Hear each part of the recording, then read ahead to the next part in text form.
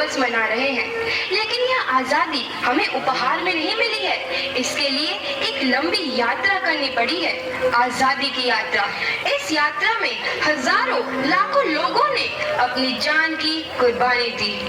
1919 जलियांवाला बाग।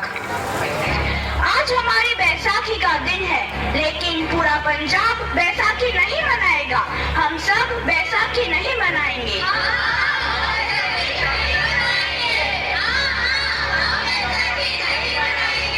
जब तक हम अंग्रेजों को भारत से बाहर नहीं निकाल देते, पूरा पंजाब बैसाखी नहीं मनाएगा। अच्छा, तो तुम सब हमारा विरोध करता है, भाग जाओ यहाँ से। इसका अंजाम बहुत ही बुरा होगा। हम नहीं जाएंगे, तुम लोग जाओगे। हमें नहीं, तुमको भारत से भागना होगा। Soldiers fire!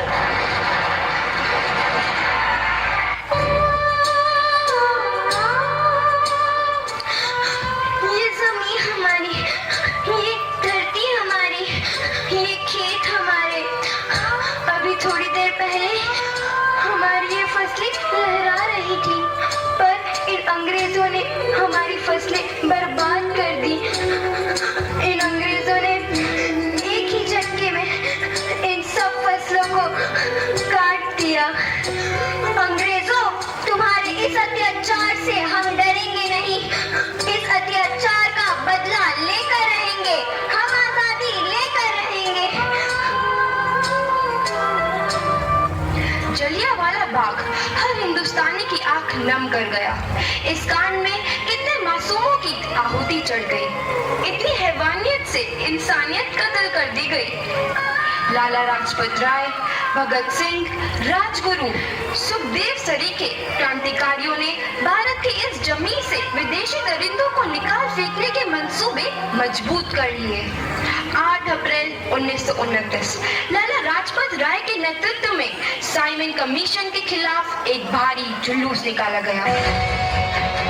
Simon commission, Simon commission, Simon commission, Simon commission, Simon commission, Simon commission. बेवकूफ इंडियंस, तुमको हमारी बात समझ में नहीं आती। Stop please. साइमन कमीशन नहीं मानता। आई से स्टॉप दिस। लाला जी, आप आगे बढ़ो, हम आपके साथ हैं। लाला जी, संघर्ष करो, हम आपके साथ हैं। लाला जी, संघर्ष करो, हम आपके साथ हैं। लाठीचार्ज करो।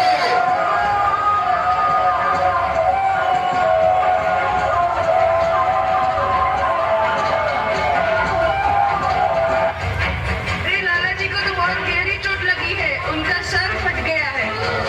मेरे शरीर में लगी एक एक लाठी अंग्रेजी सरकार के कफन में कील का काम करेगी। ये आजादी की लड़ाई रुकनी नहीं चाहिए। ये जिम्मेदारी मैं तुम सबको सौंप कर जा रहा हूँ। लाला लाजपत राय की दर्दनाक मौत के बाद भगत सिंह, सुखदेव, राजगुरु वतन के इन मतवालों के खून में ऐसा उबाल आया जिसका सामना करना अंग्रेजी सरकार के लिए मुश्किल हो गया। अंग्रेजों को करारा जवाब देने के लिए स्कॉट और सैंडर्स को मारने की रूपरेखा रची गई।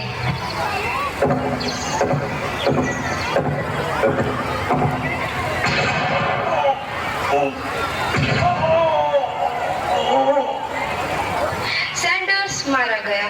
चारों तरफ तहलका मचा था। दीवारों पर लिखा था, लाला जी की मौत का बदला ले लिया गया है। भगत सिंह समेत सभी वहां से फरार हो गए। 8 अप्रैल 1929 दिल्ली में ब्रिटिश सरकार की सेंट्रल लेजिस्लेटिव असेंबली की बैठक में 2 बम धमाके की आवाज सुनाई दी।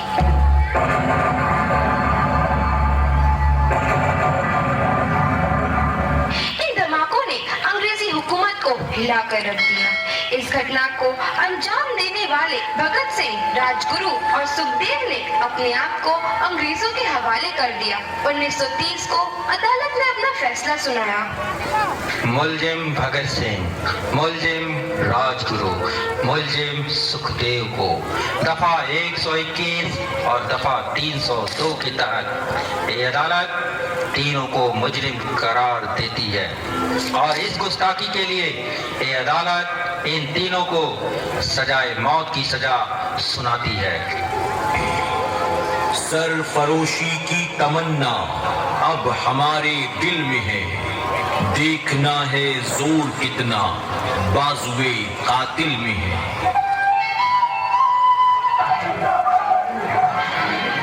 भगत सिंह, तुम्हारी कोई आखिरी ख्वाहिश?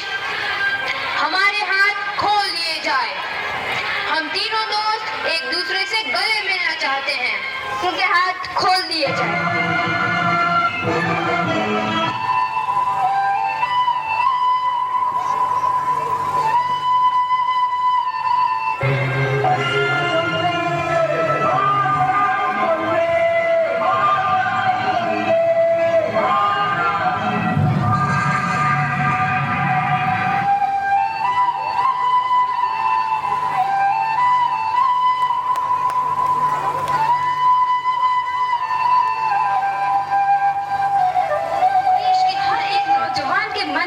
आजादी की नई उमंग हिलोरे लेने लगी। अंग्रेजों भारत छोड़ो का नारा जोर पकड़ रहा था। सबने एक आजाद भारत का सपना देखना आरंभ कर दिया था। हर कोई अपने अपने ढंग से इस महायज्ञ में अपनी आहुति दे रहा था। सुभाष चंद्र बोस, रानी लक्ष्मीबाई, तात्या टोपे और मंगल पांडे जैसे शहीदों की कुर्बानी रंग लाई। 15 अगस्त 1947 को भारत आजाद हुआ।